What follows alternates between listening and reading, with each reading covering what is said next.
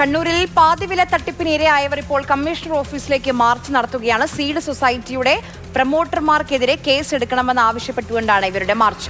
ഈ സീഡ് സൊസൈറ്റികൾ കേരളത്തിലെമ്പാടും രൂപീകരിച്ചായിരുന്നു ഈ തട്ടിപ്പിന് വലിയ പദ്ധതി ആസൂത്രണം ചെയ്ത് കൃഷ്ണൻ നടപ്പാക്കിയത്. അതിന് പിന്നാലെ നിരവധി കേസുകൾ സംസ്ഥാനത്ത് രജിസ്റ്റർ ചെയ്യപ്പെട്ടു. അതിൻ്റെ ഇടയിലാണ് ഇപ്പോൾ കണ്ണൂരിൽ പാതിവില തട്ടിപ്പിനിരയായവർ കമ്മീഷണർ ഓഫീസിലേക്ക് മാർച്ച് നടത്തുകയും സീഡ് സൊസൈറ്റിയുമായി ബന്ധപ്പെട്ടവർക്ക് പ്രൊമോട്ടർമാരെ കൂടി പ്രതികരിക്കണമെന്ന ആവശ്യം ഉന്നയിക്കുന്നത്. എന്റേത് മാത്രമല്ല, ഈ കൂടിയിരിക്കുന്ന എല്ലാ അമ്മമാരുടെ സങ്കടമാണ് ഞാൻ പറയുന്നത്. പിന്നെ നമ്മൾ ഈ റോഡുമിൽ ഇവിടെ എത്തിച്ചത് നമ്മളെ നാട്ടിലുള്ള ആൾക്കാർ തന്നെയാണ്, പ്രൊമോട്ടർമാർ എന്ന് പറയുന്ന ആൾക്കാരാണ്.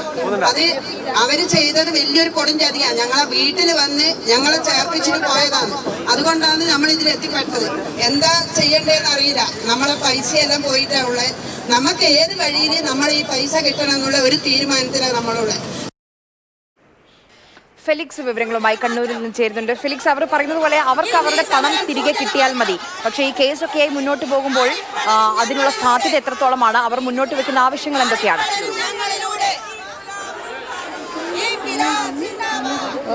കണ്ണൂർ ജില്ലയിൽ ഈ CSR ഫണ്ട് തട്ടിപ്പുമായി ബന്ധപ്പെട്ട് പോലീസ് ഈ പ്രൊമോട്ടർമാർക്കെതിരെ വ്യാപകമായി കേസ് എടുക്കുന്നില്ല എന്നതാണ്.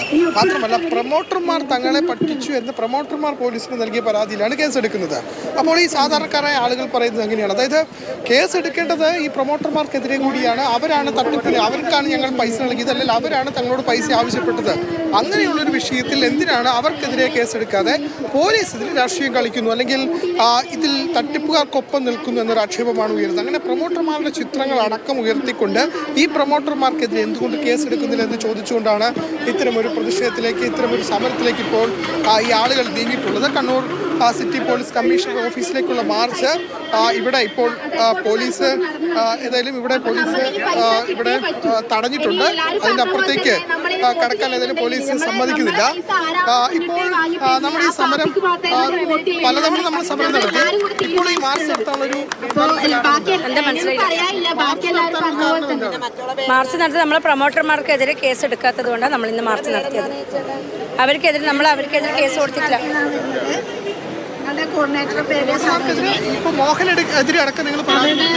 പരാതി കൊടുത്തിന് അവരെ FIR, അവരുടെ പേരിൽ FIR റെഡിയാക്കുന്നില്ല. നമ്മളെ അഴീക്കോടുള്ള 6 പേർക്കെതിരെ നമ്മൾ പരാതി കൊടുത്തു. എന്തുകൊണ്ട് അവർ FIR എടുക്കാത്തത്? അവർക്കെതിരെ കേസ് എടുക്കുന്നില്ല.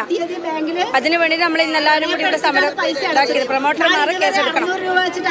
അവരുടെ കയ്യിലാണ് നമ്മൾ ക്യാഷ് കൊടുത്തത്. അവർ പറയുന്ന അക്കൗണ്ടിലേക്കാണ് നമ്മൾ ക്യാഷ് ഇട്ടത്. പിന്നെ എന്തുകൊണ്ട് അവരെ അറസ്റ്റ് ചെയ്യുന്നില്ല? മുകളിലുള്ള അനന്തകൃഷ്ണന്റെ പേരിൽ നമുക്ക് അവരെ അറിയില്ല. അവരുടെ പേരിലാണ് ഇപ്പം കേസ് എടുത്തിട്ടുള്ളത്. നമുക്കെല്ലാവർക്കുമുള്ള എല്ലാവരും ആവശ്യം അവരവരെ പ്രൊമോട്ടർമാർക്കെതിരെ കേസെടുക്കുക. ഇതാണ് നമ്മളെ അതിനെയാണ്. അതായത് ക്രൈംബ്രാഞ്ച് ഈ കേസ് ഏറ്റെടുത്തിട്ടുണ്ട്. പക്ഷേ കണ്ണൂർ ക്രൈംബ്രാഞ്ച് ഒരേ ഒരു കേസ് മാത്രമാണ് ഏറ്റെടുത്തത്. 30-ലേറെ കേസ് എടുത്തതിൽ ഒരേ ഒരു കേസ്, ആ ഒരേ ഒരു കേസ് പ്രൊമോട്ടർ നൽകിയ പരാതിയിലാണ് കേസ് എടുത്തത്. സാധാരണക്കാർ പറയുന്നത് തട്ടിപ്പിനിരയായ തങ്ങൾ ഈ പ്രൊമോട്ടർക്കെതിരെ പരാതി നൽകിയിട്ടുണ്ട്. അതിൽ പോലീസ് കേസ് കൊടുക്കുന്നില്ല. അങ്ങനെ കേസെടുക്കാത്തതുകൊണ്ട് അത് ക്രൈംബ്രാഞ്ചിന് കൈമാറുന്നുമില്ല.